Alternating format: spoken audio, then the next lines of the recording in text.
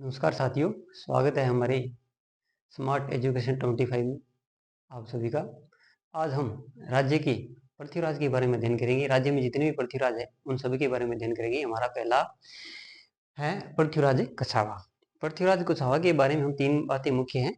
उसमें से प्रथम है, ये आमेर का शासक था और खानवा के युद्ध में मारा गया। खानवा के युद्ध 15 मार्च 1527 को ये सांगा के पक्ष में आता है। उनकी क्या हो जाती है, मृत्यु हो जाती है। उसके बाद में इनके 12 पुत्र थे। 12 पुत्र थे, उनके लिए उन्होंने 12 कोठड़ी की व्यवस्था की थी। ये प्रश्न बहुत ही इंपॉर्टेंट है, ये प्रश्न कई बार आया हुआ है कि आमेर में सर्वप्रथम 12 कोठड़ी की व्यवस्था करने वाला कौन था, तो है पृथ्वीराज कछावा।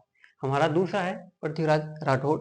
पृथ्वीराज राठौड़ बीकानेर का शासक नहीं था, ये एक बीकानेर का राजकुमार था। पहली बात तो ये, इसके बाद में उसे डिंगल का हेरोस कहते हैं। डिंगल का हेरोस उन्होंने, इसके बारे में किसने कहा था, ये टेसिटोरी ने कहा था। और इन्हें राजस्थान का इतिहास कार है, इसलिए उसे पिथल कहते हैं। पाथल महाराणा प्रताप को कहते हैं। उसके बाद में उन्होंने अकबर द्वारा उनको गावरोन की जागीर दी गई, जिसमें उन्होंने बेली कृष्ण रुक्मणी की रचना की थी। ये प्रश्न बहुत ही इंपॉर्टेंट है, ये प्रश्न कई बार आया है। किस भाषा में थी, तो ये डिंगल भाषा में थी। और इसी के बारे में दुर्सा आडा द्वारा क्या कहा गया है, इसको 5वां वेद और 19वां पुराण कहा गया है। 5वां वेद और 19वां पुराण किसके बारे में कहा गया है, दुर्सा आडा द्वारा बेली कृष्ण रुक्मणी की रचना। और टोड ने इसे 10,000 घोड़ों का बल कहा है।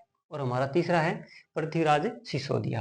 पृथ्वीराज सिसोदिया है जिसको मेवाड़ का राजकुमार कहते हैं और इसे उड़वा राजकुमार कहते हैं, तेज गति के कारण। इसकी पत्नी का नाम था ताराबाई और इसी के नाम पर अजमेर में जो दुर्ग है उसका नाम तारागढ़ दुर्ग कर दिया गया था। इसके बाद में आता है पृथ्वीराज चौहान। पृथ्वीराज प्रथम, द्वितीय और तृतीय 3 है। पृथ्वीराज प्रथम के बारे में अध्ययन करते हैं। पृथ्वीराज प्रथम है जिसने परम बठारक महाधिराज की उपाधि धारण की थी। परम बठारक महाधिराज की उपाधि धारण की थी पृथ्वीराज प्रथम ने, ठीक है। तुर्की सेना को हरा दिया, इसलिए इसे तुर्क सेना का विजेता कहते हैं। और इन्हीं का पुत्र था जिसका नाम था अजय राज, जिसने 1113 में अजमेर शहर को बसाया था। अब है पृथ्वीराज द्वितीय। पृथ्वीराज चौहान द्वितीय के बारे में पढ़ेंगे। इसके बारे में कोई खास नहीं है। उसने क्या किया था, पारगांगे की हत्या करके शासक बनता है और ये क्या है, निसंतान था। तो इसी का चाचा बनता है सोमेश्वर।